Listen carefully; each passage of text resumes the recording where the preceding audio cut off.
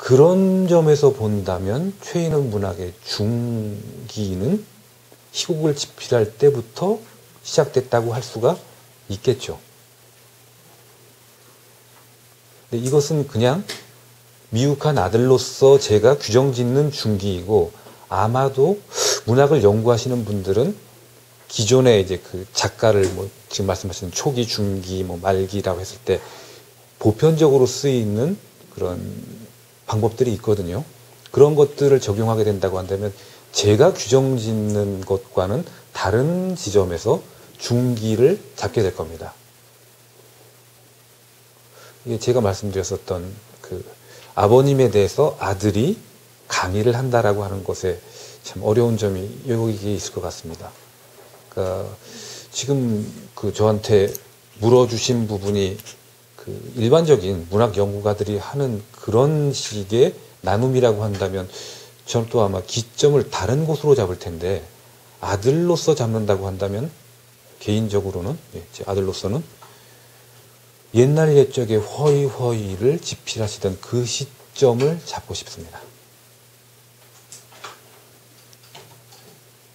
네, 그리고 이제 두 번째로 해주셨던 질문에서 그 여기 계신 분들이 잘 모르시는 뭐 개인사 같은 거가, 그 여러분들이 저희 아버님의 개인사를 어디까지 알고 계신지를 제가 알 수가 없어서 말이죠.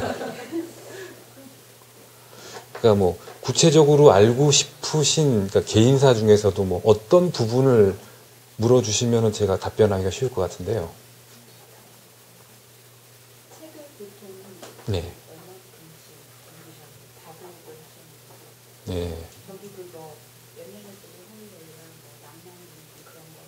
네. 예. 네. 네.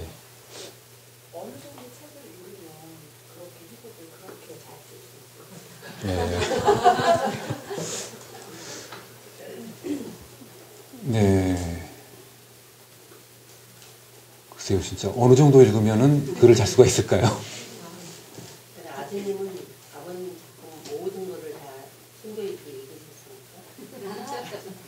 심도 있게라고 하는 수식을 뺀다고 한다면 읽었습니다.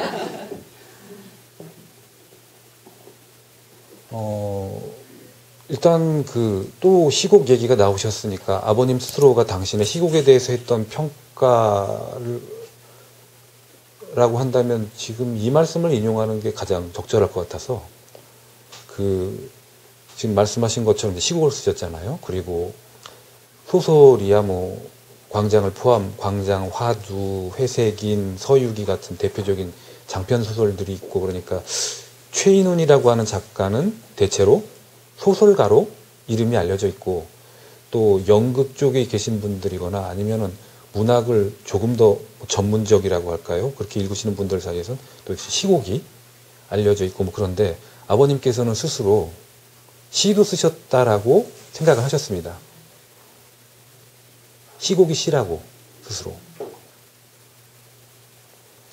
그래서 시곡 같은 경우에는 그 둥둥낭낭둥에도 그렇고 아버님의 작품들, 그 시곡 작품들에서는 가장 많이 빈번히 등장하는 인물 유형이 말더듬이에요. 그 말더듬는다라고 하는 것이 그 아까 말씀드렸던 모국어를 사용할 수 없게 된 환경에서 단어 하나하나 혹은 어절 하나하나가 중요하게 됐었던 작가의 심경이 녹아 있다라고 저뿐만이 아니라 많은 평론가들이 지적을 하는 부분입니다. 그래서 실제로 읽을 때보다도 그것이 상연될 때 배우들이 굉장히 느릿느릿 말을 더듬게 되면은 그것이 답답하다는 느낌보다 굉장히 시적인 울림을 가지게 되곤 해요. 그래서 한 번은 그 외에 이제 봄이 오면 사내들이라고 하는 작품에서도 그 아버지가 말더듬이 배역이거든요. 그것을 이제 언젠가 상연을 하게 되는데 그 말더듬이 아버지 역을 여러분들도 알고 계실 윤문식이라고 하는 배우분이 하시게 됐는데 그분이 매우 고통스러워 하셨습니다. 그러니까 육체적으로 고통스럽다고까지 막 그러시더라고요. 그러니까 자기의 평소의 스타일과는 다르게 말을 굉장히 빨리 하시는 분인데 말을 더듬어야 되니까.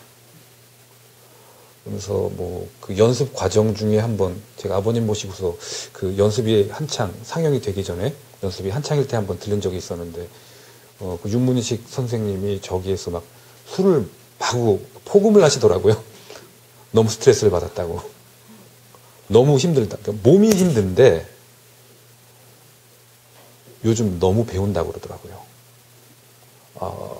배우 생활을 하면서 언어라고 하는 것에 대해서 이렇게 생각해 본 적이 있었던가. 그래서 뭐 저희 아버님한테 참 감사드린 일이다 그랬는데 아버님께서 환하게 웃으시면서 윤문식 선생님한테 그렇게 말씀하셨습니다. 아, 좋습니다. 지금보다 조금 더 느리게 해주시면 됩니다.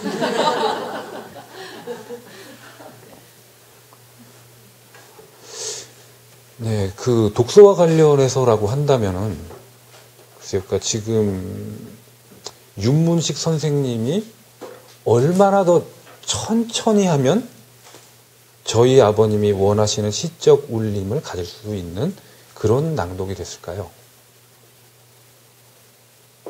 저는 그때는 그걸 순전히 속도의 문제라고만 생각을 했었는데 지금 또 이제 미국한 아들이 음악에 대한 글을 쓰다가 아, 이건 속도의 문제가 아니라 시간의 문제로구나.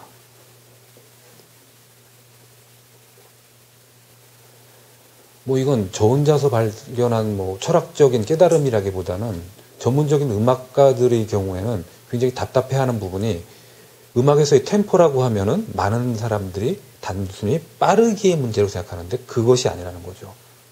시간을 어떻게 운용하느냐의 문제다. 그러니까 글을 잘 쓴다라고 했을 때 굉장히 기본적인 발언이죠. 책을 많이 읽어야 된다. 근데 그건 너무 기본적인 발언일 것 같고 글을 잘 쓴다고 했을 때 독서를 한다라고 했을 때 그것이 많이 읽어야 되는가 아니면 아까 말씀하셨던 것처럼 심도 있게 읽어야 되는가. 그럴 때 뭐 제가 아버님께서 뭐라고 하셨을지를 생각을 해본다면 글쎄요. 이 말씀은 드릴 수 있을 것 같습니다. 아버님께서는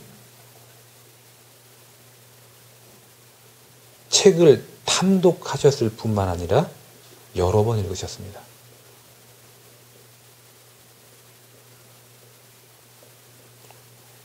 예, 뭐 흔히들 그러니까 뭐 정말 중고등학생들이 읽는 한국 문학의 고전 뭐 이런 걸로 예를 든다고 한다면은 뭐 그런 책들을 굉장히 여러 번 읽으시는 걸 실제로 보기도 했었고 그러면서 저도 이제 그 생각을 했던 것 같아요.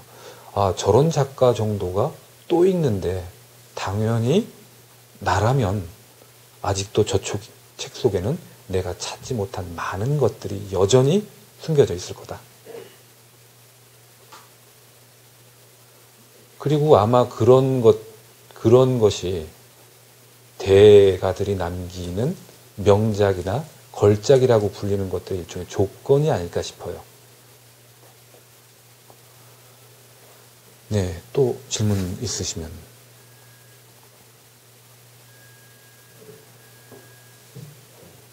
네. 저희 이제 광장이나 소설가 보고실 같은 경우에는 학교에서 배우거든요. 교과서에도 실리고. 네. 근데 학교에서 배우시지 않았나요? 혹시?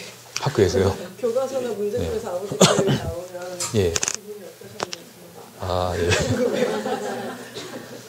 아, 뭐, 그러니까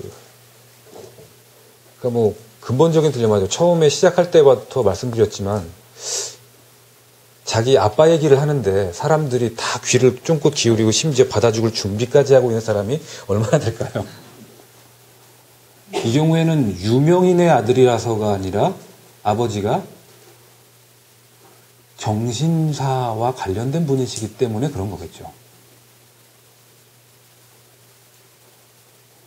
그런 점에서 그냥 단순히 유명인의 아들이라고 하는 것과는 다르다라고 하는 걸 기특하게도 꽤 어렸을 때부터 느꼈던 것 같습니다. 그리고 뭐 제가 그 교과서에서 뭐 아버님의 작품을 학교에서 국어 선생님이 최인훈의 광장에 있는데 뭐 밑줄짝 뭐 이런 식으로 했을 때 기분이 어땠냐고 물으신다면 또 제 개인사를 이야기해야 돼서 이게 얘기가 길어지는데 사람들이 알았어요? 아드님이 오래 사귀구나. 그러니까 이게 참 세월이 무상하다는 게 그 제가 초등학교 한 5학년인가 6학년인가 뭐 그러는데 저희 반에서 싸움 제일 잘하는 애가 저를 자꾸 구석으로 데려갔어요. 무슨 일이지? 뭐 아무것도 없었는데 불안해하면서 구석으로 끌려갔는데 그 녀석이 저를 이렇게 불러가지고서 묻더라고요. 야, 너희 아버지가 최인호라는 게 사실이야?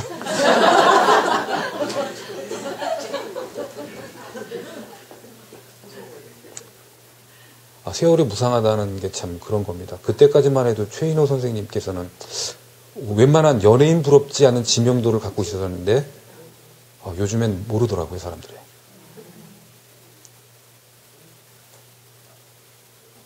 전 최인호 선생님의 초기 단편들을 굉장히 좋아합니다. 많은 문학 청년들이 초기 단편들을 좋아하죠. 그 중에서도 특히 그런 단편이 있거든요.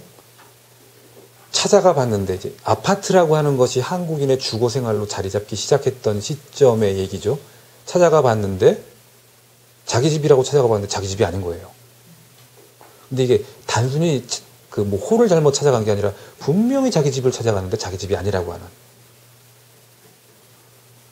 그러니까 집이라고 하는 것이 개성이 없이 그렇게 찍어내는 대량 생산의 형태가 되게 됐다라고 하는 게 굉장히 도시 생활의 획일화를 말해주는, 그러니까 한국인들이 본격적으로 도시에서 살게 됐다는, 산업사회에서 살게 됐다라고 하는 걸 참 잘 보여주는 작품이었었는데, 그 뒤로 최인호 선생님께서는 막 잃어버린 역사를 찾아서 가시기도 하고 상인의 도를 찾기도 하고 뭐 그렇게 하셨는데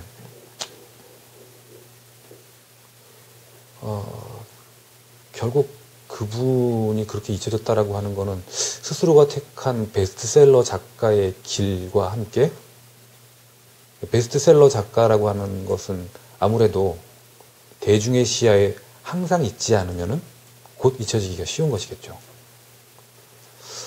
그런 점에서 참 세월이 무상하다고 하는 걸 좀 느끼게 되더라고요. 그래서 지금은 제 아버님이 훨씬 더 유명하시죠. 그리고 제 아버님이 대중적으로 훨씬 더 유명하게 된 것은 적어도 요즘에는 말씀하신 것처럼 수능에 나오기 때문이라고 생각을 합니다. 그래서 제가 뭐 이런 강연 같은 것을 사실 개인적으로 좀 쉽지가 않은 결정이었었는데, 이런 강의 같은 것을 하는 가장 큰 이유 중에 하나가 저희 아버님의 작품, 이건 비단 광장뿐만이 아니라 저희 아버님의 문학 작품 그 세계를 수능으로부터 해방시켜드리고 싶기 때문입니다.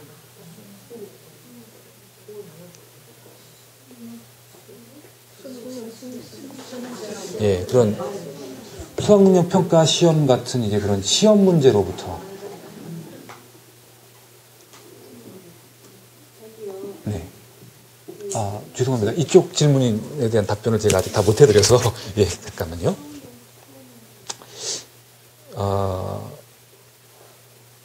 혹시 알고 계시는 얘기인지 모르겠는데, 문학 쪽에서는 굉장히 유명한 우스갯소리가 있죠.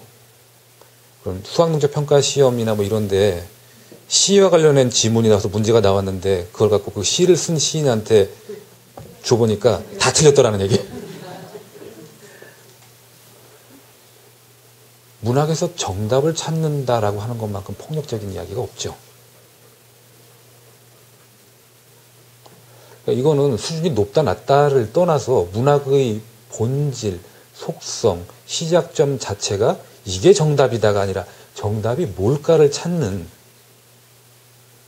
그런 것이었는데, 그걸 그렇게 사지선다거나 몇백자 글자 내로 요약하는 것이 되다 보니까, 이건 뭐 그리스 신화에 나오는 유명한 얘기 있잖아요.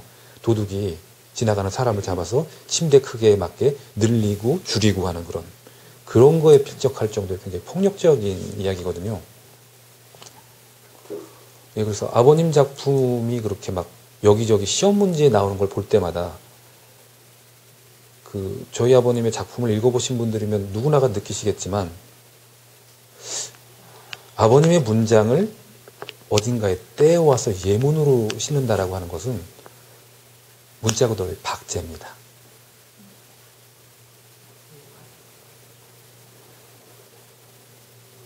그러니까 사실 아버님의 작품뿐만 아니라 거의 모든 문학 작품들이 그렇죠. 그것은 쭉 한 호흡으로 읽었을 때에만 유기적입니다.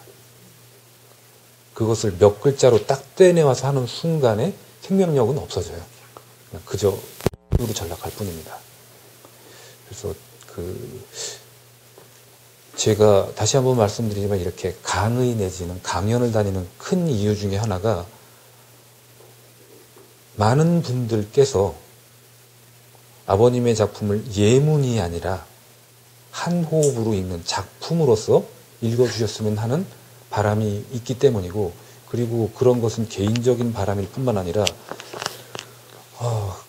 아까 말씀드렸었던 그런 한국사의 암흑의 시기라고 할 때에서부터 많은 이들이 저희 아버님의 작품을 예문이 아니라 한 호흡으로 읽으면서 위안을 받고 용기를 얻고 그 시대를 거쳐 나오는 것을 뛰어넘어서 심지어 극복하는 것까지도 제가 봐왔기 때문에 지금 세대뿐만 아니라 그리고 앞으로 수학 능력 같은 걸 치는 그런 젊은 친구들도 그런 과정을 거치면서 좀 컸으면 하는 바람 때문에 드린 말씀입니다. 예, 질문. 최윤 선생님은 그러니까 정관님은 거의 소설을 쓰시고 후반기 미국으로 건너가셔서는 극본을 희곡을 거의 쓰셨더라고요. 네. 그렇다면 초기 중기 후기로 작품 세계, 음악 세계를 나누는 거는 힘들 것 같고, 네. 그다음에 전반부에는 소설을 쓰시고 후반부는 희곡을 쓰시는 분이신 거예요. 네. 근데 제 생각에 우리는 최인훈 하는 광장이 가장 먼저 떠오르거든요. 광장 예. 거의 다 읽었을 거예요. 읽었었나요? 네. 어떻게 보면 후반기에서 광장이 초기에 쓰신 작품이거든요. 1960년대. 네. 거의 비단하실 때쯤 쓰신 건데 그 작품으로 후기까지 그걸 뛰어넘는 작품, 소설 작품은 못 쓰셨기 때문에 극본으로 돌리시지 않았나? 이런 네. 가졌고요. 네. 광장이라는 작품을 돌아가시기 전까지 계속 개장을 하셨다고 하는데 네. 아드님께서는 그 끝까지 마지막으로 개작된 작품까지 읽어보셨는지요? 네. 일단 보셨다면 네. 저 같은 경우에는 제가 한 30대쯤 광장을 읽은 것 같거든요. 네. 그때의 광장과 지금의 광장을 계속 고치셨던데 어떤 부분이 좀 달라졌는지 말해줄 수 있으면 좀 부탁드립니다. 일단 광장으로 그 대중음악 쪽에는 그런 표현이 있습니다. 원 히트 원더. 그러니까 데뷔곡이 굉장히 히트했는데 데뷔곡의 아성에 가려서 더 이상 그 뒤로 숱하게 많은 곡들을 작곡했는데도 불구하고 알려지지 못하고 이제 그걸로 끝내는 가수들 대중음악 쪽에는 굉장히 많습니다. 그런데 아버님의 경우에 그렇게 말하기에는 이를테면 아버님의 단편 소설 중에서 어떤 소설을 읽어서 누군가가 이렇게 평했습니다. 한국 단편 소설의 완성. 아버님 단편 소설 중에 이제 국도의 끝이라고 하는 작품이 있거든요. 그 소설을 읽어서 누군가가 한국 단편 소설의 완성이라고 했습니다. 근데 제가 그 평가를 들은 건 제가 그 평을 하신 분의 비평문을 읽어서가 아니라 저희 아버님께서 굉장히 기꺼운 낯을 하시면서 윤구야, 나는 이 소설에 이런 평을 받았다라고 하면서 그 평을 알려주셨기 때문에 그래요. 왜냐하면 그 평을 하셨던 분이 다름 아닌 천상병 선생님이셨거든요. 천산병 선생님께서는 우리가 익히 알고 있는 막 정말 무슨 그 중광이라고 하는 스님이랑 같이 어울리고 뭐 그러면서 술 들고 다니고 뭐 이제 그런 모습은 그야말로 말년의 모습이시고, 젊으셨을 때는 저도 그러고 나가지고서 천산병 선생님이 쓰셨던 비평문들을 봤는데 너무 샤프하신 거예요. 그러니까 예리하다고까지 할까요? 그리고 굉장히 기준이 높으셨습니다. 주례사 비평이라고 보니 흔히 낮춰서 부르는 이제 그런 게 전혀 없이, 그래서 여러모로 아버님이 굉장히 기꺼워하셨던 것으로 이제 제가 생각이 되는데, 제가 개인적으로 봤던 아버님이 제일 분노하시던 순간이, 아버님도 모르고 계셨어요. 천상병 선생님이 군사정권 때 고문을 당했던 사실을. 나중에 그 사실을 접하시고서 저한테 그렇게 말씀하셨던 기억이 납니다. 군사정권, 이제 천상병 선생님을 고문했던 이들에 가르쳐서 정말 나쁜 자들. 왜냐하면 이건 천사를 잡아가서 고문을 한 거다. 천상병을 고문을 하다니. 날개를 잡아 뜯고 자른 거다.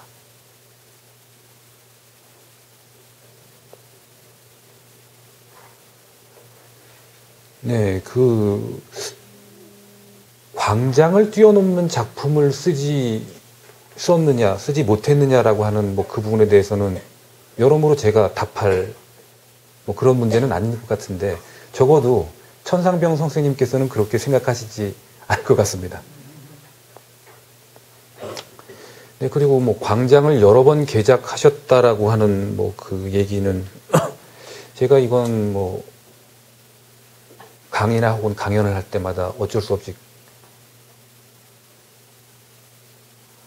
목이 좀 매서 얘기 드려야 될 에피소드인데요. 저희 아버님의 장례식을 앞두고 이제 저희 아버님의 장례식은 문인장으로 치렀기 때문에 영결식까지 있는 좀 긴 그런 시간을 보냈었는데, 영결식 때 제가 읽어야 될 조사 같은 것을 요청을 받았었습니다. 아버님이 살아계실 때. 그래서 그 글을 아버님이 생전에 제가 쓸 수는 없는 일이기 때문에 장례식의 마지막 날, 영결식을 앞둔 날 새벽에 밤을 새워서 썼습니다. 거기에서 이제 제가 처음 밝힌 에피소드인데,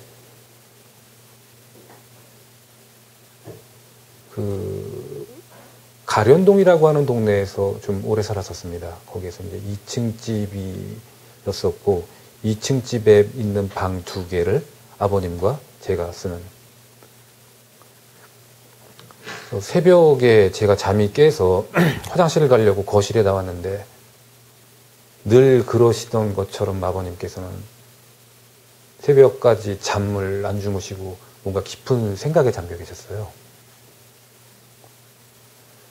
저는 이제 화장실 갔다 온 다음에 이제 자러 가려고 했는데, 아버님께서 저를 불러서 세우시고선 이렇게 물으셨습니다. 윤구야, 내가 이명준을 그렇게 죽게 한 건 과연 옳은 일이었을까?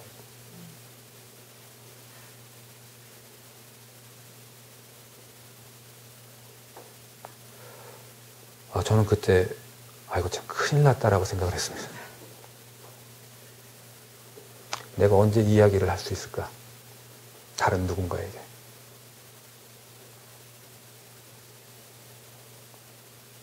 그때 제가 그 얘기를 들었던 게 아마 20대 중반이었을 겁니다. 또 그때는 그걸 못 느꼈지만 지금은 아마 그때 제가 어렴풋이 가졌을 생각이 이런 것이었을 거라고 비로소 알게 됐습니다. 이 이야기를 누군가에게 얘기할 수 있는 날이, 그 날이 늦춰지면 늦춰질수록 좋았을 텐데.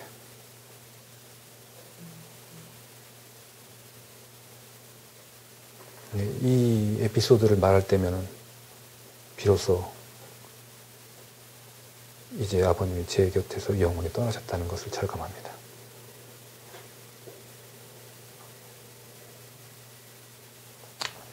예, 그리고 아버님께서 병상에서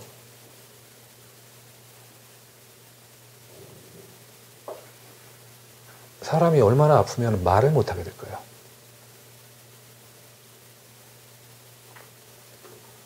나중에는 이제 말씀을 못하게 되셔서 눈빛으로 서로 의사 교환을 해야 될 그런 정도로 병세가 악화되셨을 때 굉장히 힘들게 단어 하나를 그야말로 내뱉으셨습니다.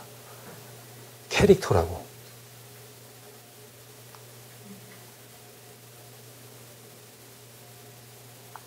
지금 생각하면 제가 스스로 제가 기특해요. 뭘 원하시는지 제가 바로 알았거든요. 그래서 광장에 각기 다른 판본들을 들고 와서 읽어드렸습니다.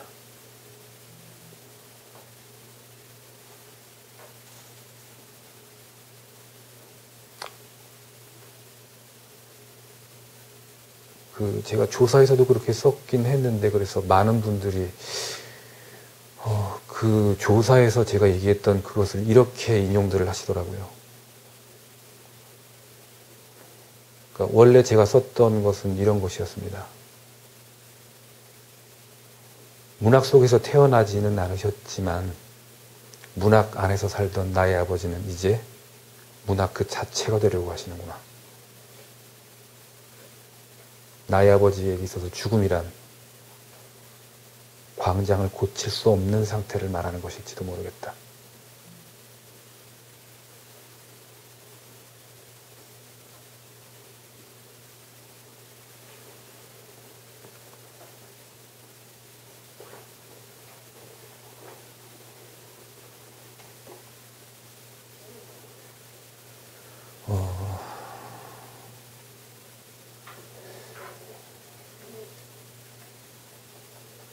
많은 분들이 이제 그 구절이 그 에피소드가 인상적이었었는지 이제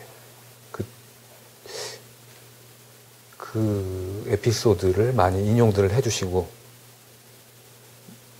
그것을 문장으로서 이제 옮겨주시는 분들도 있곤 하는데 지금 이렇게 제가 여러분들에게 말할 수 있는 기회가 덧붙여진 김에 또 몇 말씀을 보탠다면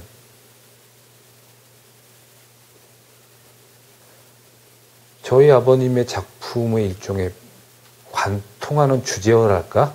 표제어라고 한다면은 많은 작품들에서 특히 회색인에서 나왔었던 사랑과 시간이죠.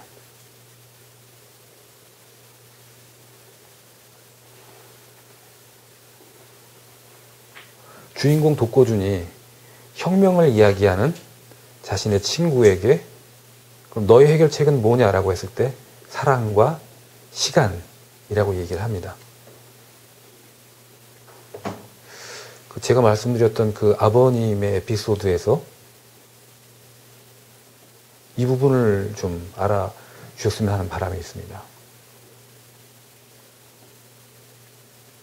아버님께서는 이명준을 진심으로 사랑하셨습니다.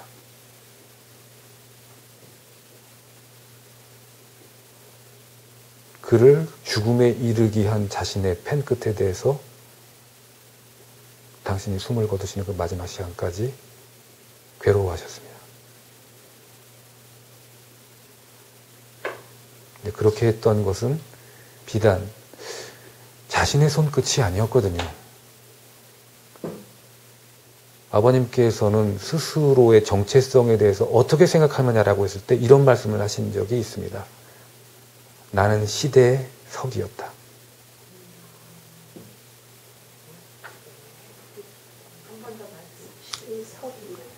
네, 시대의 석이.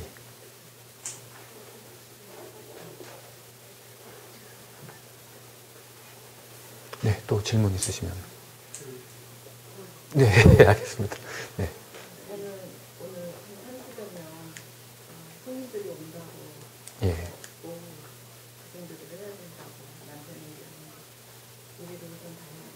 예, 감사합니다. 만나보고 싶었고 제가 여러분들을 대신해서 악수 감사합니다. 제가 20대 초반에 광장을 읽었고 가장 감명 깊게 본 연극이 어디서 무엇이 되어 다시 만나는 예. 그때 박정자 씨가 그 온달의 어머니 역할을 하는데 눈이 막 내리는데 그 독배 그거 평생 잊지 못하고요. 제 삶에 굉장한 지침을 준 한 장면이 되었어요. 거기서 평강이 얘기하죠. 온달하고 나는 무슨 이유로 만나는지 그거를 살아도 알 수가 없다.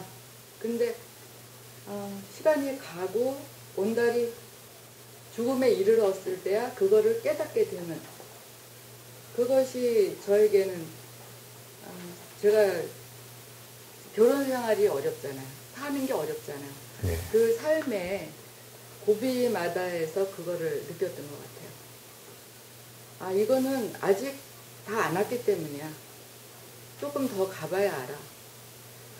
그런 지침을 준 연극이 저는 그거 한 편 본 거로 세상의 모든 연극을 다 봤다고 생각하고요. 네, 감사합니다. 그 광장에 나오는 그거로 그냥 민주주의를 어렴풋이 느꼈던 것 같아요. 그래서 제 삶에 굉장한 지침을 준 선생님의 아드님을 만난 것이 참 행운이고 감사합니다. 네. 제가 대신해서 잠깐만요. 여러분, 제가 말씀드렸던 사랑과 시간을 정말 잘 말씀해 주셨습니다. 잠깐, 그래서, 저기 실례가 안 된다고 한다면 제가 한번 안아드리겠습니다. 감사합니다. 감사합니다.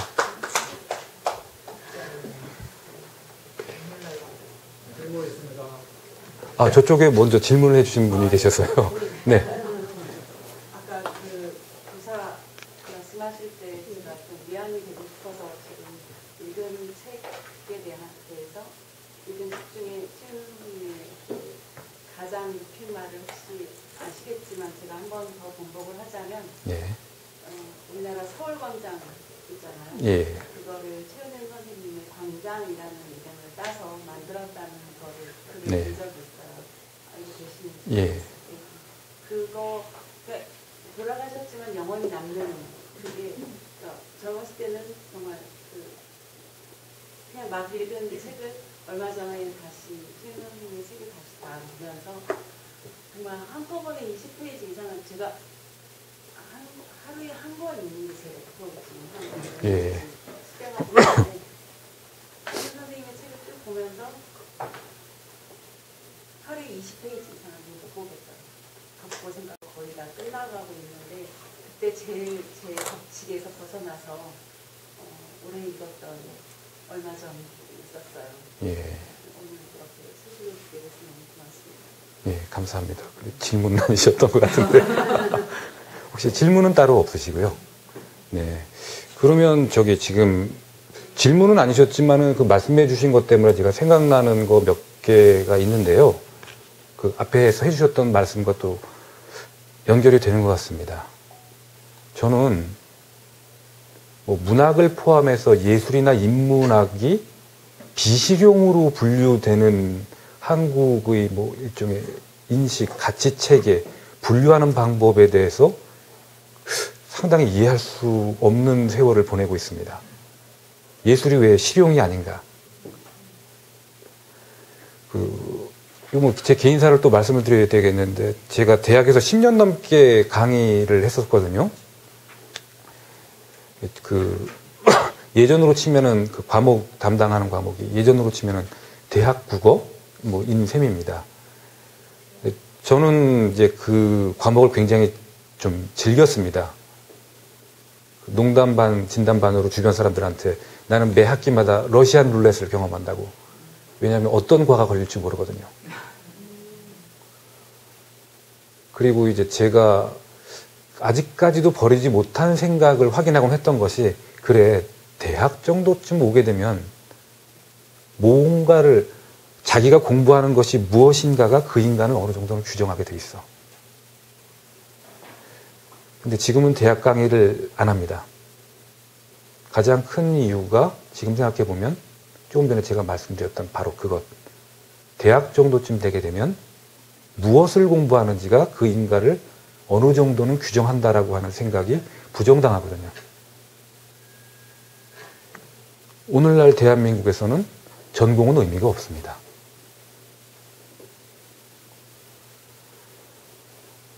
뭐 그러는 시절에 문학은 어떤 취급을 받게 되느냐 하면은, 저는 말씀드렸던 대로 무슨 과가 걸릴지가 모르는데, 이공계계통학과, 요즘 뭐 취업 잘 되고 뭐 높은 봉급 받는다고 하는 그런 학과에서 이제 강의를 하게 되면은 학생들이 보여요.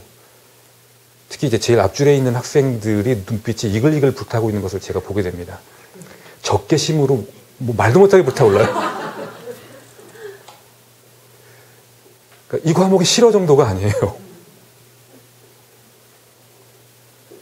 그러니까 이런 겁니다. 중고등학교 때까지는 그렇다 쳐. 근데 대학까지 와서 왜 이런 비실용적인 걸로 나한테 시간 낭비를 시키는 거야. 그래서 저는 한 학기 내내 문학이 어떤 쓸모가 있는지를 이해시키기 위해서 시간을 보내야 됩니다. 지금까지 제가 받아본 이제 그런 증오심으로 불타는 학생들의 그 독후감 중에서 굉장히 인상 깊게 읽은 것들이 몇 편 있는데, 가장 인상적인 독후감은 이렇게 시작했습니다. 저 같은 놈이 문학에 대해서 무슨 할 말이 있겠습니까마는. 이게 퍼지고 있죠. 문학에 대해서 할 말이 없다. 혹은 문학에 무슨 쓸모가 있느냐. 뭐 그럴 때면 이제 그런 학생들한테는 제가 그런 말을 하곤 했거든요. 그럴 거면은 국문과 학생들한테 가서 연애 편지 대필해 달라고 하지 마. 뭐 문학에 무쓸모라고 하는 학생들은 그럼 연애도 안 할 것이며, 그 결과로 필연적으로 따라올 수 있는 실연도 안 할 것이며, 실연에 필연적으로 따라오게 되는 폭음도 안 할 것이며,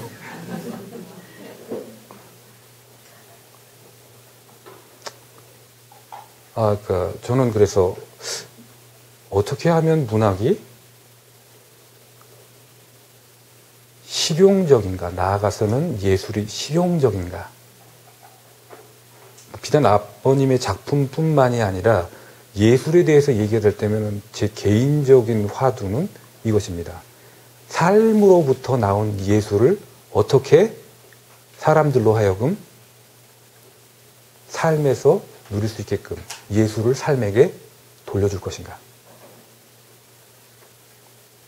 그렇게 해서 사람들로 하여금 생활을 견디게 하는 것이 아니라 삶을 살게 할 수 있을 것인가.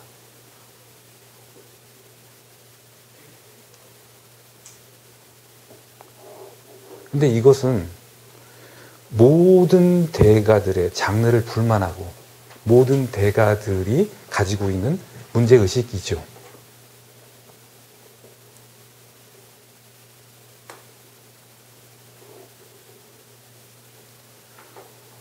가장 최근에 문학 쪽에서 나오고 있는 실용적인 뭐 이제 그런 것은 환경문학이라고 하는 것이 있습니다. 그 작품에 묘사되어 있는 환경적인 요소들, 뭐 묘사라든지 가치관이라든지 그런 것들과 요즘 발전하고 있는 환경과 관련한 생태와 관련된 그런 과학적인 성과들을 연계시키는 거거든요. 그래서 그 옛날에 쓰여진 작품들을 뭐 이를테면 찰스 디킨즈의 소설들을 보게 되면은 그 무렵에 런던의 스모그가 얼마나 살인적이었는지를 볼 수가 있거든요. 저도 아버님 작품을 이제 다시 보고 뭐 그러곤 하는데, 얼마 전에 광장을 읽다가 참 가슴에 와닿는 구절이 있었습니다. 그런 부분이 있잖아요. 이명준이 시를 썼는데 이제 그게 교내 신문에 실리는 뭐지 그런 에피소드가 나오죠. 그 시의 한 구절이 이렇습니다. 내 나라 하늘은 곱기가 지랄이다. 참 요즘 우리나라 하늘은 다른 면에서 좀 지랄이죠. 그러니까 삶이라고 하는 것이 참 간단치가 않다는 생각이 듭니다. 뭐 생활 수준이라고 할까요? GDP 뭐 그런 걸로 놓고 봤을 때는 참 좋아졌는데 아버님이 그 작품을 쓰실 때까만 하더라도 정말 지랄이라고 하는 표현을 쓸 정도로 맑고 아름다웠던 하늘은 우리의 높아진 생활 수준과는 다른 악화의 일로를 가고 있거든요.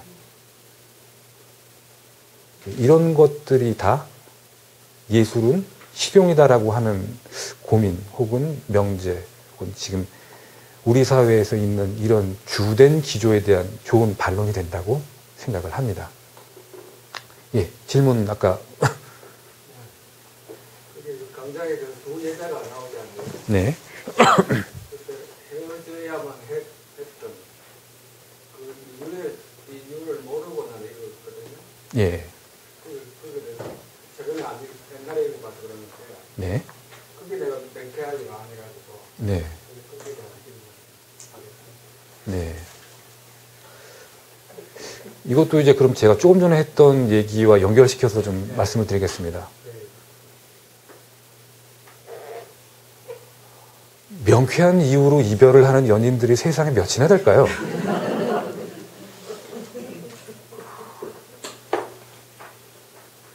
그러니까 여러분들도 한번 연애의 기억을 떠올려 보시면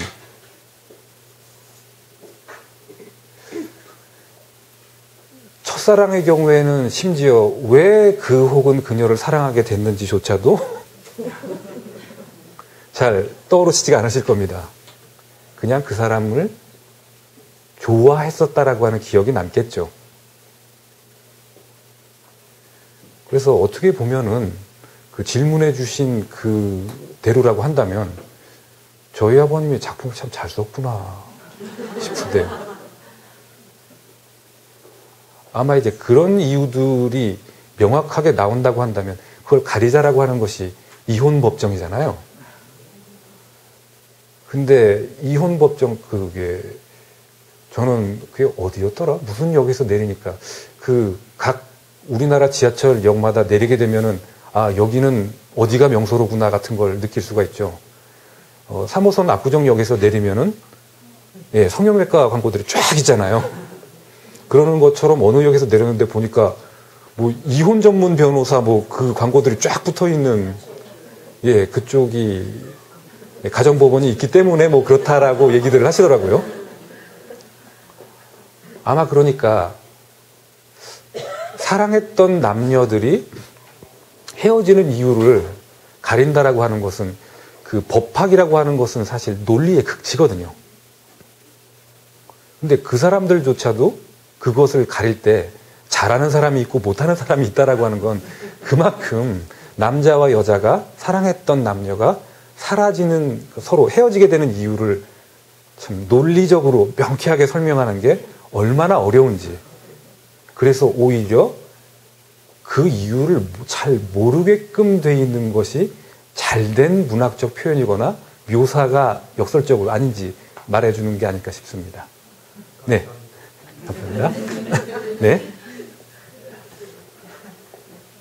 말씀 들으니까 제가 질문할 게 너무 많은데 예. 보니까 질문지 못하고 있는 상황에 또 다른 분에게 기회를 주기 위해서 그런 상황에서 지금 질문하겠습니다. 제가 이 좋아하는 가곡이 우리 그 가곡 비목입니다. 예. 비목을 쓰신 분에 대해서 상당히 그 어떤 동기동심을 갖고 있는데 예. 20년 전에 제가 남양주 독서로 이사를 갔는데 바로 가까이 말기 쓰신 한 명이 선생님이 계셨어요. 예. 찾아가가지고 우리가 그 작품을 쓰고 난 그 작품을 가지고 그분에 대해서 어느 정도 알고 또 주위에서 어느 정도 듣고 있는데 만나서 지금 벌써 사귄 지가 한 20년 됩니다. 예. 갈수록 그 작품이나 위에 서는 것보다 더 훌륭한 분이고 네. 옳은 분이고 또 선비 같은 분이라고 느끼고 있는데 지금 최인호 선생님은 우리 이제 문인들뿐만 아니라 일반인들도 어느 정도 알고 있습니다. 그 작품을 통해서 네. 알고 있는데 그런데 집에서 또 이 몇십 년간을 같이 모시고 또 같이 예. 생활하는 분이 우리 일반인들이 느끼는 거하고 집에서 느끼는 거하고는 어떤 차이가 있나요? 네. 거기에 대해서 질문을 받을 때마다 제가 늘 드리는 말씀은 한결같은 분이시라는 겁니다. 그러니까 뭐 굳이 한결같기 위해서 노력을 하는 것이 아니라 공자님께서 이제 자기의 그야말로 공자님이야말로 그 자신의 초기, 중기 뭐 이제 그런 식으로 나누셨군요. 몇 살 때는 어땠고, 몇 살 때는 어땠고, 몇 살 때는 어땠고, 뭐 그런 말씀 하시잖아요. 그래서 최고의 경지에 도달하셨을 때를 이렇게 말씀하셨죠. 내가 하고 싶은 대로 했는데도 예에 어긋나는 것이 없었다.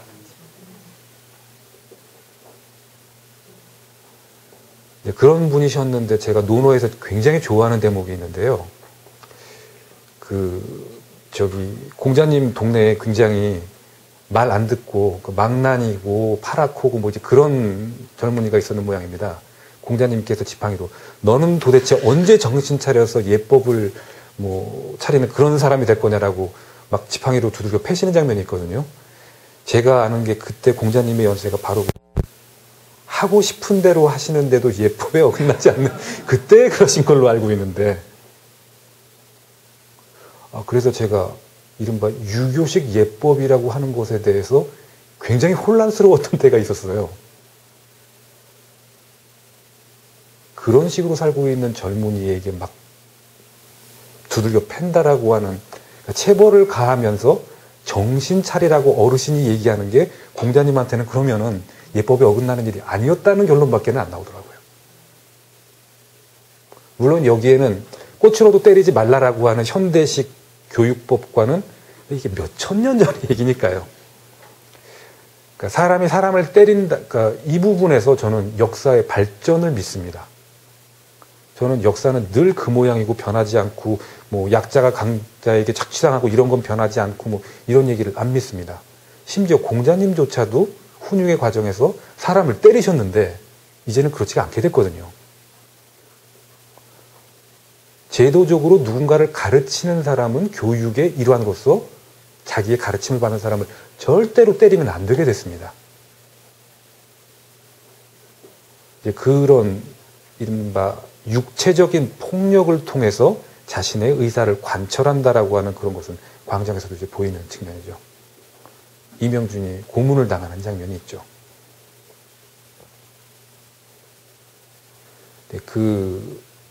여담 삼아서 말씀을 드린다고 한다면 고문이 가지고 있는 심리적인 효과에 대해서 그렇게 설명하는 경우가 많습니다. 정치적인 이유로 고문장에 끌려오는 사람들 같은 경우에는 사실 고문을 견딜 의지나 견딜 훈련조차도 돼 있는 사람들이거든요. 그럼 그 사람들에게서 고문이란 어떤 의미를 가지는가? 그 뜻을 꺾는다. 그 좌절감이 그 사람에게 두고두고 상처가 돼서 그를 폐인으로 만든다는 겁니다.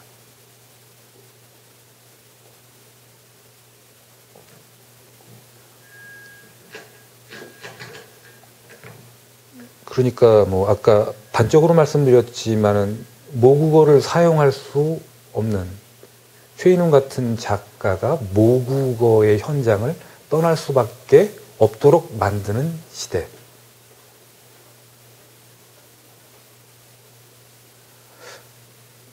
그런데도 끈끈내, 그것도 참 정말 운명 같죠? 하필이면 미국에서 발견하신 것이 당신의 고향의 향토지였었고, 거기에서 그 소라를 발견을 했고, 그 소라로 첫 번째 시곡을 쓰시고, 근데 또 그 시곡은 한국형 메시아에 관한 것이었고, 뭐 그런 점에서 저희 아버님은 참, 그러니까 뭐 사생활이 어떠셨어요? 집에서는 어떠셨습니까?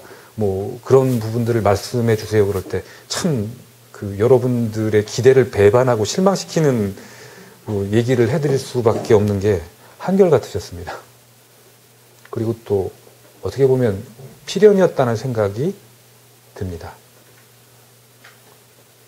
그러지 않으셨으면 여러분들이 보시고 계신 그런 작품은 아마 쓰실 수가 없었을 겁니다. 예, 또 질문 있으신가요? 현실적인 질문인데요. 네. 아까 문학이 외면 당하고 이랬는데 최혜민 선생님 같이 대가이신 분이지만 그 저작권요. 예. 어머니가 가셨죠? 저기 물 좀 마실 수 있을까요? 근데 어느 정도 아, 예, 감사합니다. 만족할 만큼 그 아버님에 대한 대우가 됐다고 생각하시는지 현재 한국에서의 문화를 어느 정도의 저작권료 수입이면 만족할 수가 있는 걸까요?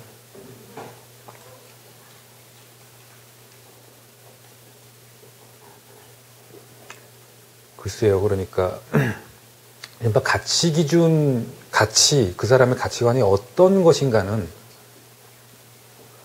그 사람이 제일 소중히 여기는 것이 뭔지를 보면 알 수 있을 것 같습니다.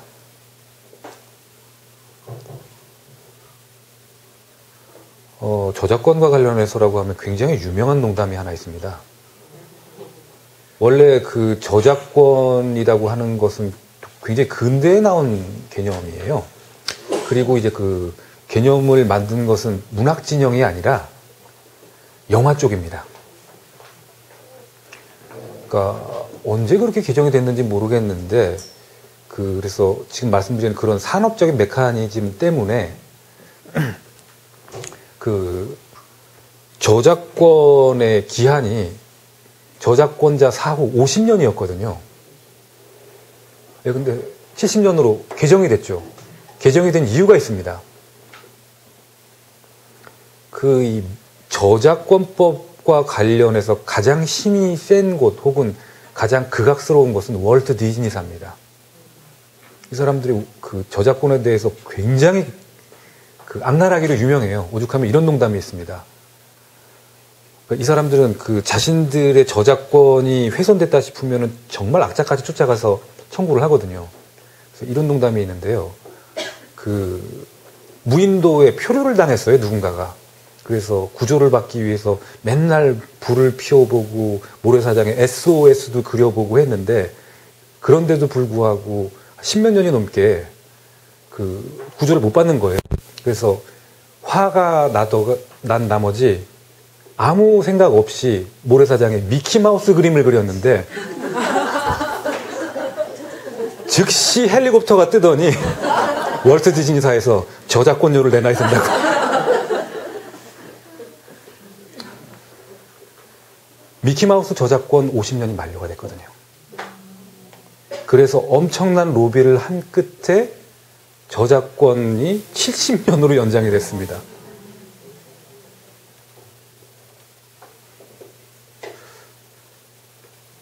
네. 그러니까 여기서 월트 디즈니의 아들이 있다고 한다면 가서 물어보고 싶어요.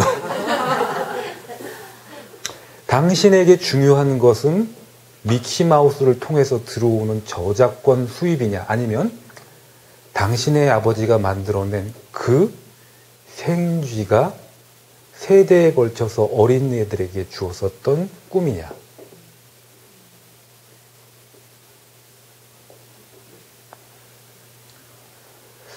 제가 이 자리에 서 있다는 것으로 답변이 되지 않나 싶은데요.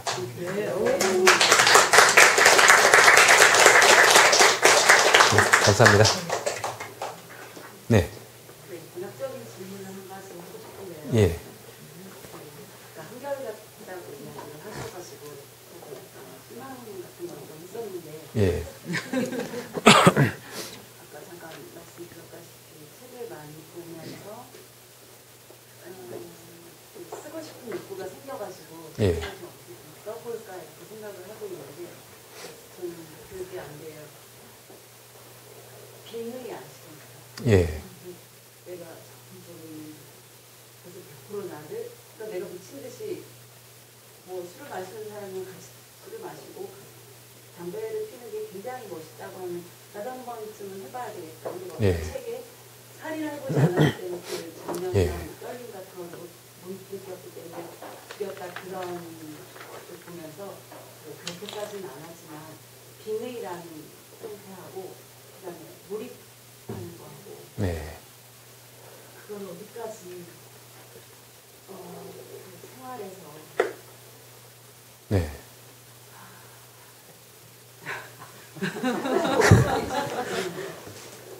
굉장히 여러 가지 저는 학교 다닐 때 학교 점수는 F를 받더라도 제가 연극을 한 200편 정도 봤거든요. 예.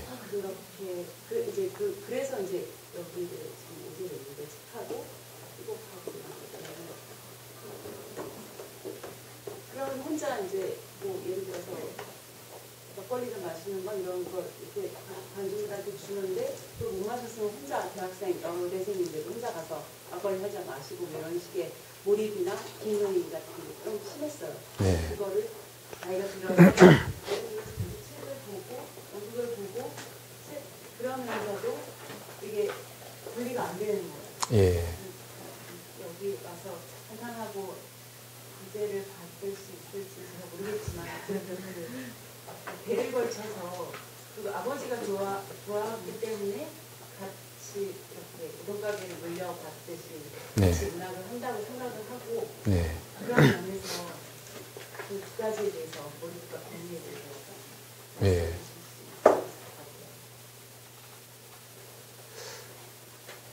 먼저 말씀드리고 싶은 것은 문학을 공부를 하고 혹은 문학을 좋아하게 되고 더 나아가서는 예술이라고 하는 곳에서 그 몸을 담고 이걸로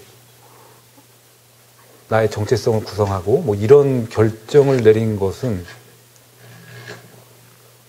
아버님의 영향은 있었겠지만 제가 문학이 좋았고 제가 예술이 좋았기 때문입니다.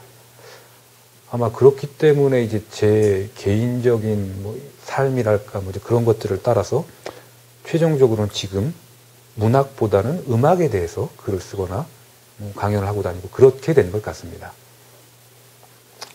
그리고 이제 몰입과 또 뭐라고 말씀하셨죠? 빙의. 사실은 같은 말일 텐데 빙의 쪽으로 가게 되면 좀 더 처절해지는 것 같네요. 그리고 빙의 쪽이 훨씬 더 문학적이죠. 그러니까 제가 이제 문학적이라고 했을 때 여러분들이 다들 고개를 끄덕끄덕 하셨잖아요. 왜 몰입보다 빙의가 문학적일까요?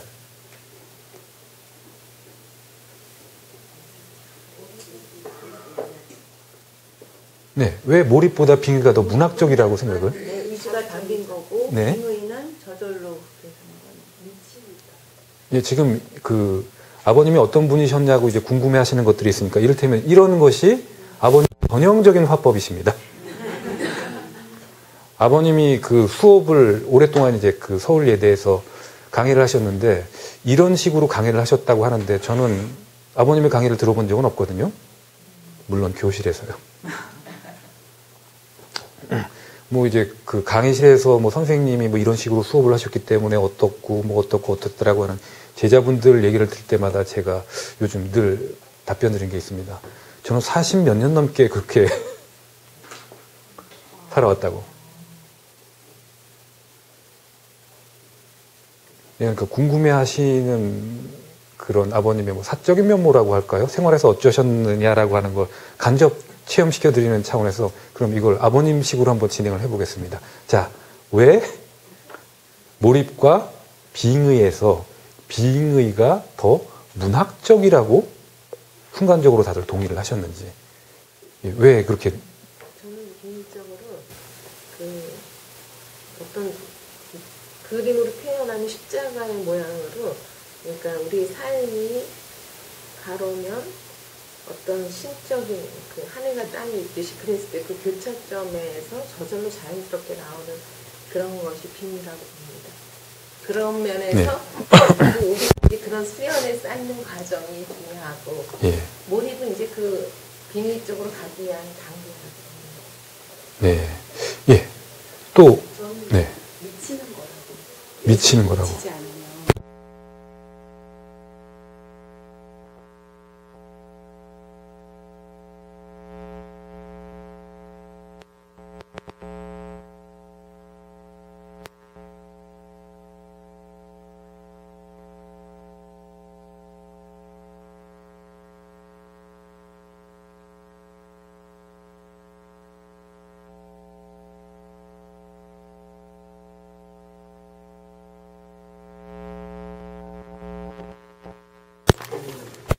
때 영감이 자연스럽게 찾아오는 그런 거 아닐까요?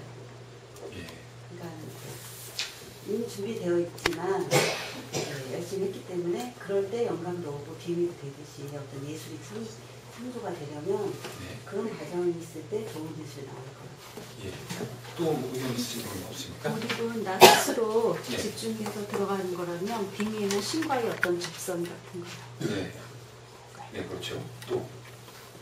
한번에 마음은 처절하기 때문에 절로 쓰여지는 거죠. 처절하기 때문에 바닥까지 가기 때문에. 그 예술의 가장 큰 특징이 뭔가를 이해시키기 위해서 우리가 일상화법에서는 설명을 해야 되잖아요. 예술은 표현을 하죠. 그것을 가장 잘 보여주는 것이 시어죠. 함축적인 표현이죠. 그러니까 저희 아버님이라면 이렇게 말씀하셨을 것 같아요. 그러니까 몰입과 빙의에서 왜 빙의가 더 함축적이냐, 더 문학적이냐, 더 시적이냐라고 생각을 한다고 하면은 그걸 설명하지 말고 최대한 압축해서 몇 글자 내로 서술하시오. 그것이 설명이 아니라 표현으로 느껴지도록.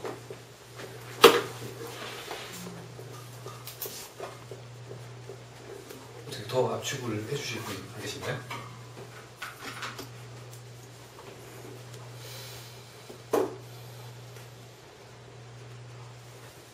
몰입은 내가 집중해서 들어가는데 네. 빙의는 내가 없어도 그 자체로 들어간다면 네. 그래서 좀 차이가 좀 바뀌면서 나는 없어지면서 그 하나의 실체라는 같이 되는 거야, 그 사람과. 아까 말씀하신 것처럼 나는 소설가가 되는 것처럼 네. 완전히 그 흡수가 되는 내가 없어지는 그 자체. 네. 그게 비유가 아닐까. 네, 저도 그렇게 생각합니다. 근데 저희 아버님이라면 이러셨을 거다라고 하는 견지에서 말씀을 드리자면 그걸 일종의 표처럼 만든다고 할까요? 더 줄여서.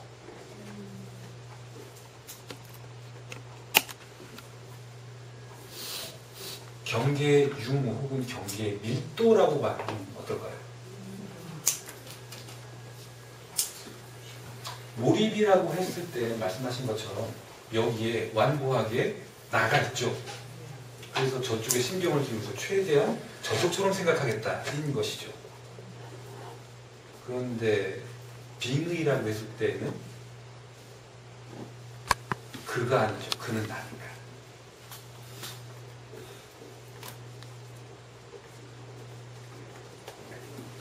그렇게 됐을 때 비로소 아, 이게 예술이 자아라라고 말을 하는 거겠죠.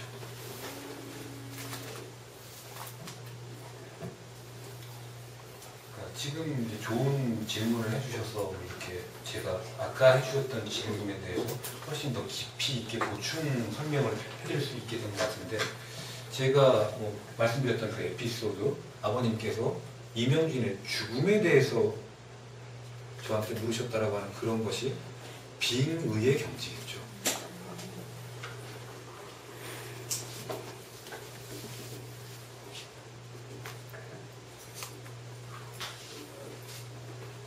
네, 그리고 또 이게 참 예술의 세계에서 지금은 굉장히 철진한 이론처럼 얘기를 하지만 사실은 전 여전히 유효하다고 보는 것 중에 하나가 천재 이론입니다. 또 마찬가지로 한번 그럼 천재를 한번 정의를 해볼까요? 어떤 사람을 천재라고 부를까요?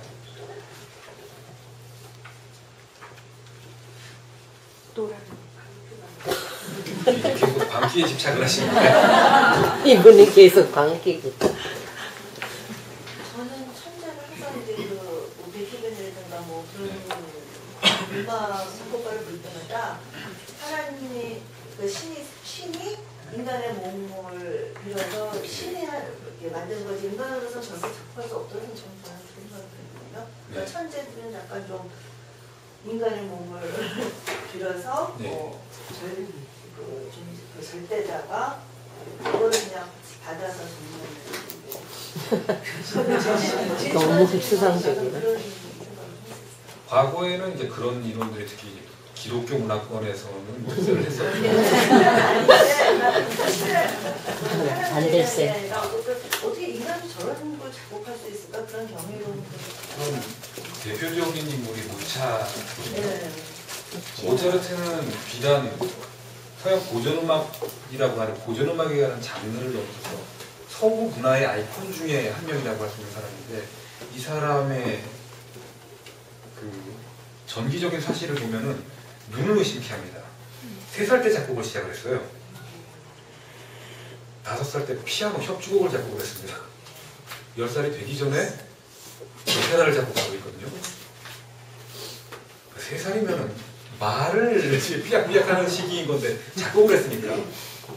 특히 이제 5살 때 피아노 협주곡을 작곡했을 때 에피소드가 되게 유명합니다. 아버지가 봤는데 애가 잉크를 온몸에 뒤집어 쓰고 막 오선지에다 뭘 그리고 있더래요. 너 뭐하니 그랬다. 피아노 협주곡을 작곡하고 있어요. 그래서 아이고, 아무리 무슨 내 아들이 천재라지만 무슨 피아노 협주곡을 작곡한다고 하면서 악보를 받다가 얼어붙었답니다. 네가 이 어려운 걸 그러니까 모차르트가 환하게 웃으면서 그랬다고 그래요. 그러니까 연습을 열심히 해야 돼요. 그래도 자기 연습도 별로 안 하고.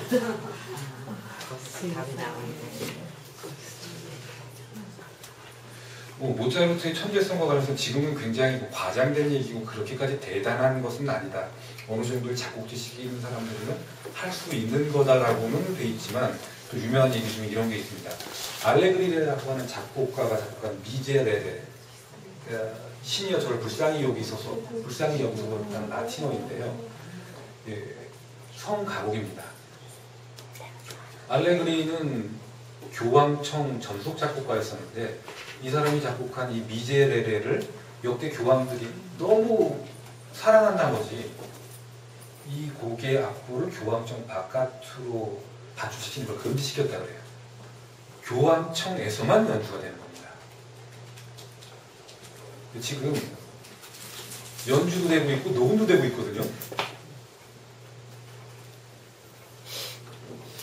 모차르트가 13살인가 14살이었을 때 교황청을 방문했습니다. 알레그리의 미제레를 들었습니다. 아, 참 좋은 곡이구나. 나와서 악보에 옮겨 적은 거죠.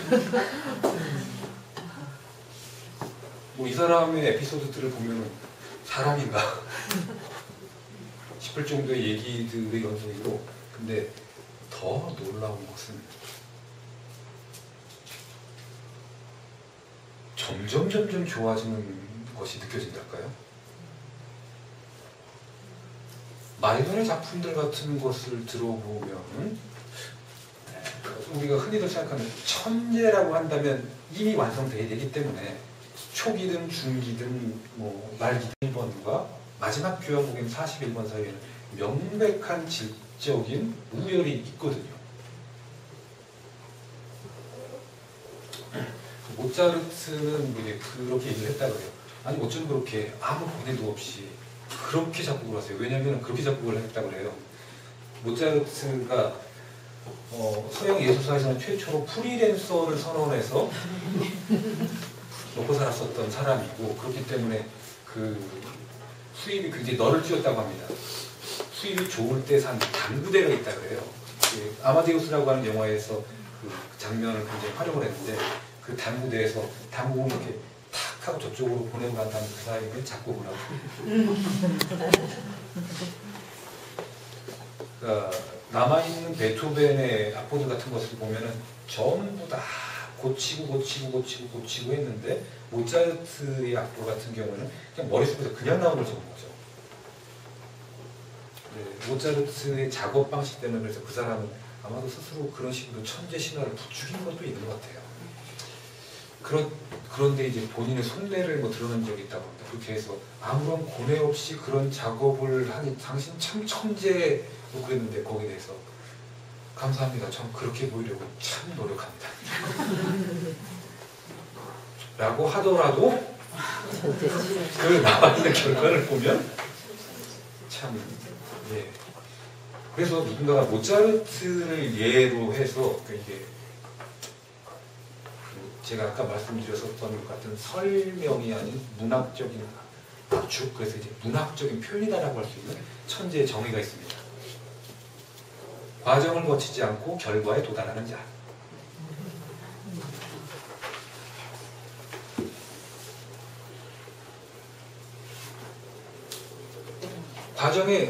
과정을 거치지 않는 것처럼 보이겠는데 그렇지만 과정이 있는 거죠. 그러니까 저희 아버님도 보면은 20대 초반에 광장을 쓰셨단 말이에요. 그러니까 최인훈이 천재 소설가다라고 하는 것은 그런 점에서 거장이라고 하는 것이 좀 가려진 감이 있는 것 같습니다. 20대 초반에 젊은이가 광장을 썼어요. 그럼 단순히 천재라고 하는 것으로 설명이 되느냐? 그렇지는 않다고 봅니다. 그 설명은 이런 점에서 보면 또 천재라고 해야 될까요? 본인 스스로가 완벽에 가까운 정답을 내놓으셨달까요? 나는 시대의 석이었다. 그 과정이 있으셨던 거죠. 그럼 왜 시대의 석이라고까지 얘기를 했느냐? 아까 우리가 좀 시간을 들여서 얘기해 왔었던 경계가 없이 비밀을 하셨기 때문이겠죠. 시대의 석이라고 하는 것을 설명할 때 그 말씀해 주셨던 빌의라고 하는 단어랄까요? 개념 같은 것이 매우 도움이 될 것 같습니다. 예, 또 질문 있으신가요? 아버님은 문학을 하셨고 아버님은 음악을 하셨잖아요. 음악을 했다라고 하기에는 제가 뭐 지금 그래서 무슨 과 나오셨는데요? 아 저는 그 참 뭐 그 개인적인 뭐 그런 것들을 원하셨으니까 어느 날 집에서 그 가족들끼리 얘기를 하다 보니까 되게 재미있었던 게 저희 아버님은 잘 아시는 것처럼 서울대 법대를 중퇴를 하셨거든요. 어머님께서는 이제 대학 졸업을 하셨고 저는 국문학 박사학위가 있습니다. 생각해 보니까 그러니까 따지고 보니까 저희 집에서 저희 아버님이 학력이 제일 낮으신 거예요. 그때 굉장히 절감을 했죠. 아, 한역이라고 하는 게 신역자가 아니라 역사할 때 그 역이구나. 근데 지금 음악 얘기하시면 굉장히 신나시는 것 같은데 그 최 선생님이 소설 쓰시는 거에 평소에 취미생활 같은 거 클래식을 많이 들으시나요? 그래서 좋아하시게 되셨는지 되게 궁금하고 그다음에 자녀교육법 어떠셨는지 그다음에 한 가지 더 그러니까 살면서 존경하시는 분들 있을 거 아니에요? 네. 그분 중에서 나의 아버지는 몇 번째이신지 얼마큼 존경하시는지 싫어하시는 점들은 무엇이 있었는지 궁금합니다. 마지막 질문에 먼저 답변을 드리자면 존경하는 분들에게 서열을 매길 수 있다고 한다면 그분들을 절대로 존경하지 않는 건 없잖아요. 존경하는 분들이 몇 분 계십니다. 그리고 제가 이제 이 자리에 와서 느끼는 건데 참 제가 오랫동안 음악 얘기를 하고 다니느라고 문학 얘기를 못 해봤는데 문학 얘기를 하다 보니까 이렇게 신이 나는 거예요. 아실지 모르겠는데 문학평론가 중에 김명인 선생님이라고 계십니다. 시인 김명인 선생님 말고 문학평론가 지금 인천 쪽에서 대학 교수로 계신 김명인 선생님이 계신데 그분은 80년대 한참 그 위세를 떨쳤었던 민중문학 계열의 소장파 중에서도 가장 날카로운 검이라고 할까요? 그러셨던 분이시죠. 며칠 전에 김명인 선생님의 강연이 있어서 이제 거기를 갔다 왔습니다. 김명인 선생님이 그날 주제가 굉장히 사회학적인 것이었어요. 사회학 쪽에서는 87년과 98년을 가리켜서 체제라고 하는 표현을 씁니다. 87년 체제와 98년 체제의 극복을 위하여 뭐 이런 제목으로 강연을 하셨는데, 그러면 사회과학적 얘기를 막 하시다가 어떤 청중이 이제 문학에 대해서 질문을 하셨어요. 그래서 제가 굉장히 많이 웃었습니다. 문학 얘기를 하시니까 굉장히 말이 빨라지시더라고요. 참 희한한 게 그냥 문학에 한정지어서 얘기를 한다면, 심지어 본인이 문학을 떠났다, 난 이제 문학에 신경 쓰지 않는다라고 하는 분들도 문학에 대해서 얘기를 하게 될 때는 표정이 달라지십니다. 당연하죠. 사랑하는 대상에 대해서 얘기를 하는 거니까.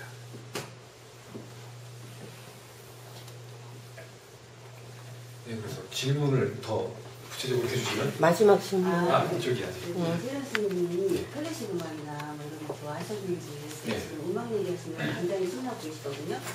그래서 그런 영향을 받으셨는지. 제가 서양 고전 음악에 대해서 이렇게 뭐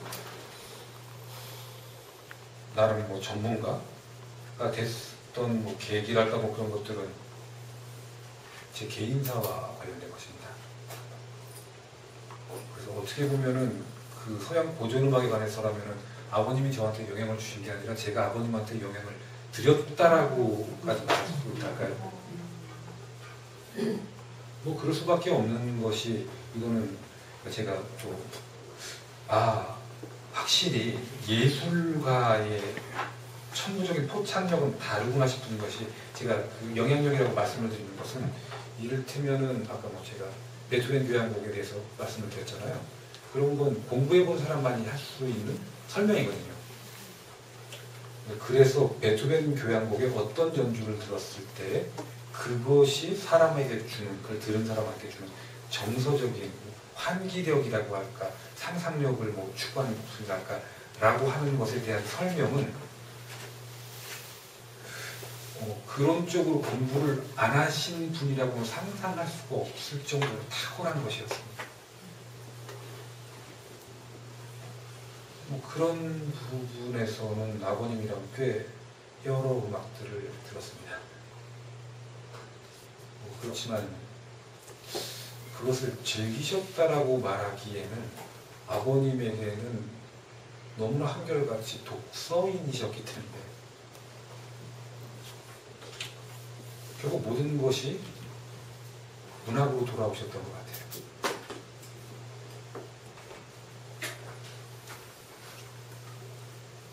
그러니까 뭐 어떤 음악을 좋아하셨고, 뭐 어떤 음악을 들으면서 어떤 이야기를 나누고라고 같은 얘기를 하다 보면 주어진 시간을 다 하고도 좀 너무 장구한 얘기가 펼쳐질 것 같아서 이 정도로 말씀드리도록 하겠습니다. 저기 정말 최인훈 선생님 한국 현대문학의 최대 작가 중에 한 분이신데요. 돌아가시기 직전에 혹시 아쉬워하신 점 있으셨는지? 어떤 아쉬움을? 여러 가지로 자녀분한테 뭔가 본인이 아쉬웠던 점 있으셨는지 궁금해요.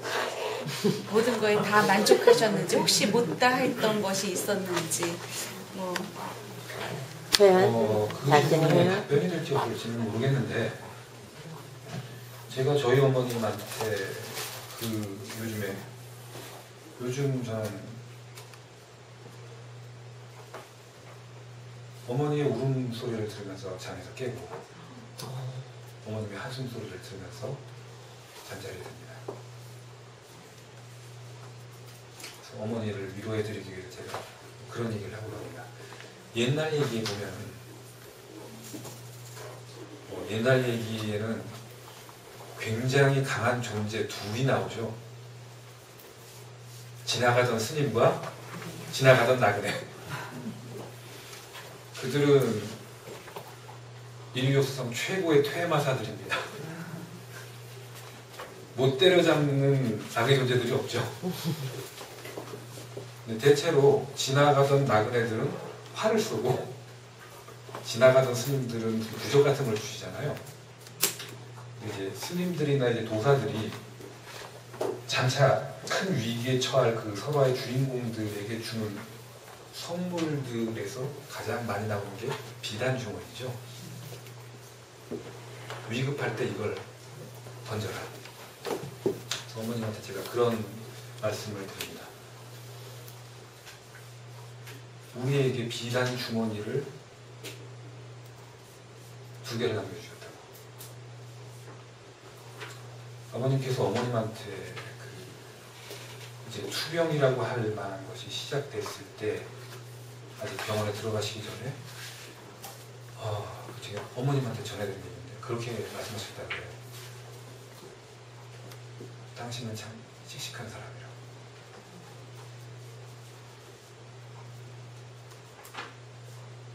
그래서 어머니께서 이제 우시면서 그러죠. 이렇게 보는데 내가 뭐 씩씩한 사람이야. 그러실 줄 알고 말씀하신 거죠. 제게는 그렇게 말씀하셨습니다. 윤구야, 행복이야.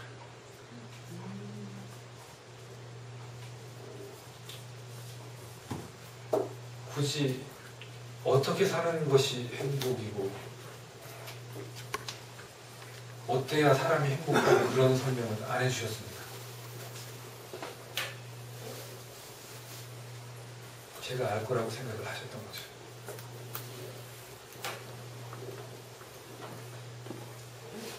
그래서 아버님께서 굳이 그런 걸 저한테 설명하지 않을 정도로 제가 걷고 살고 있다라고 하는 것을 생각을 하면 나름대로 제가 그렇게까지 불효자는 아니라고 생각을 하게 됐습니다. 그래서 본인이 금수저라고 생각하세요? 금운동 중에서 고르세요. 금운동.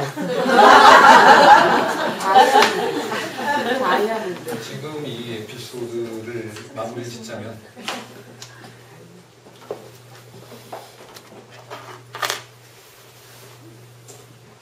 그 많은 말씀을 하시고 여러분들이 또 거듭 되풀이해서 읽으신다라고 하는 그 많은 글을 쓰셨던 분께서 아들에게 남긴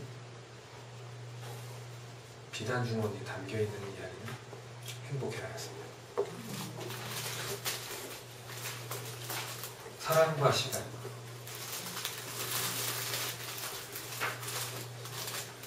인간은 무엇으로 사는가? 아버님의 경우에는 저게 이제 그런 유산을 남겨주셨습니다. 인간은 무엇으로 사는가? 응?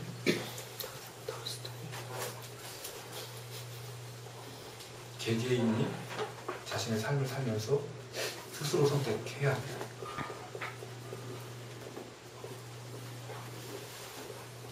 그렇지만 어땠을 때 인간이 행복한가?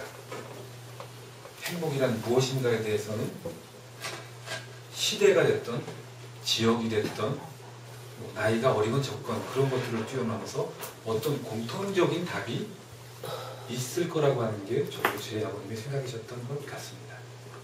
그것을 저한테 굳이 설명할 필요가 없으셨다고 생각하셨고요.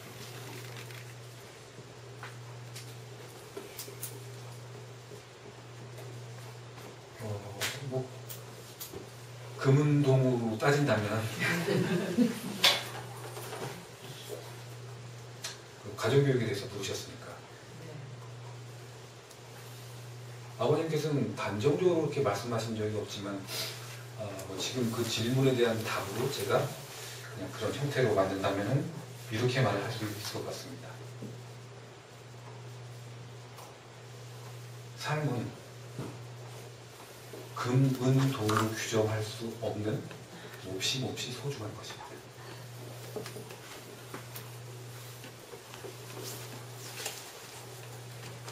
시간이 거의 다 될 것 같으니까.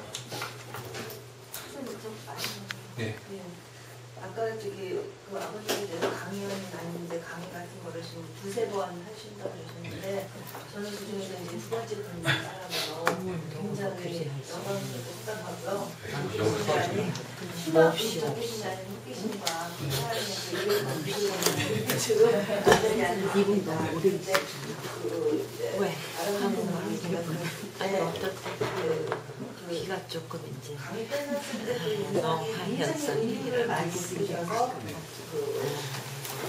이거 어쩔 수 없는 거였는데 오늘 또 부르시는 들으니까 이 말씀을 하나 하시는 거가 글을 쓰시는 것 같다는 그런 생각이 들었어요. 그 정도로 굉장히 정확하고 구체적으로 그 단어 하나하나를 하시는 거가 굉장히 감명을 받았고요.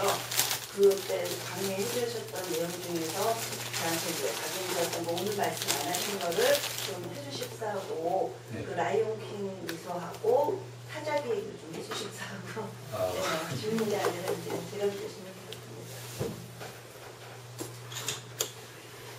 이게 참 그러니까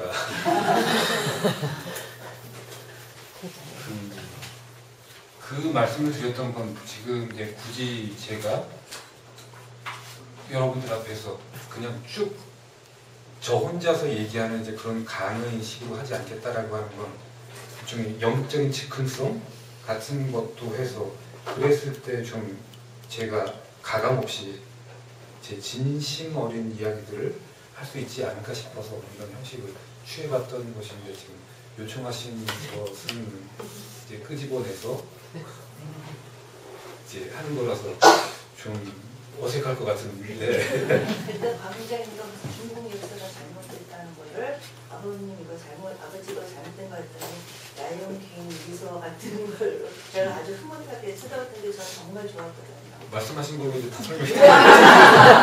타자기는 초등학교 때 돼지저금통 뜯어가지고 아버지한테 타자기 사주했는데 그 타지는 못하시니까 그 학원에 가서 누나들한테라고 배워가지고 팔꿈 어머니 하실 때마다 옆에서 탈핑 주시고 시도 끝날 때마다 아버지가 주문하시면은 답을 했고 이제 그런 거. 네, 이런 얘기였습니다. 오늘 이렇게 오신 분들한테 그 얘기를 들려주고 싶어서 네, 감사합니다. 제가 해주시는 것보다 훨씬 더 재미있게 에피소드를 말씀을 해주신 것 같아요. 이제 그럼 강연을 끝내면서 바로 직전에 얘기했던 것이 행복에 관한 것이었기 때문에 행복이란 무엇일까요? 뭘 행복이라고 할 수 있을까요?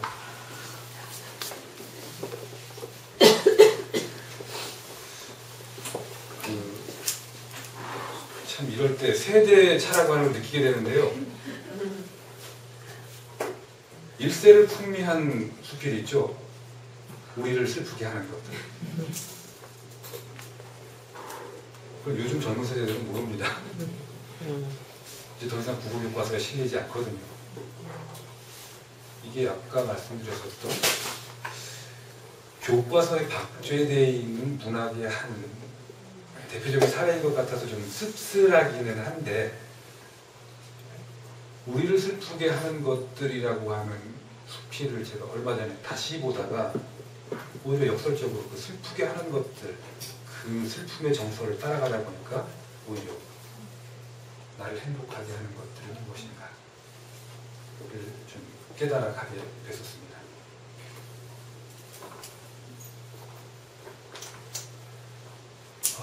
그래서 뭐 이런 생각들이 꼬리를 물고 떠올랐었습니다.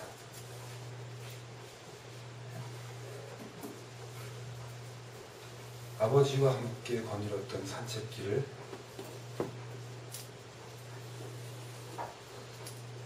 아버지가 사랑하셨던 눈먼 강아지를 데리고 걷는 시간.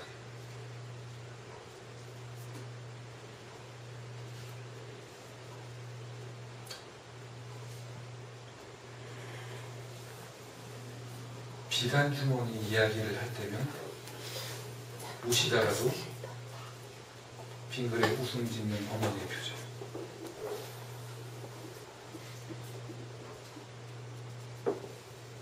이웃에 폐를 끼치지 않기 위해서 볼륨을 작게 해서 듣는 슈만의 피아노 5중수.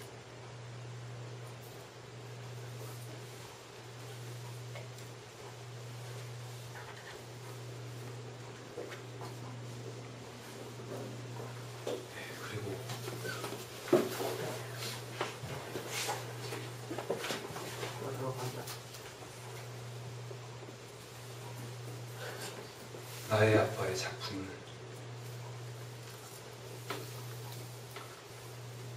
박제시키지 않고 살아있는 그대로 읽고 또 읽는 이들과의 대화.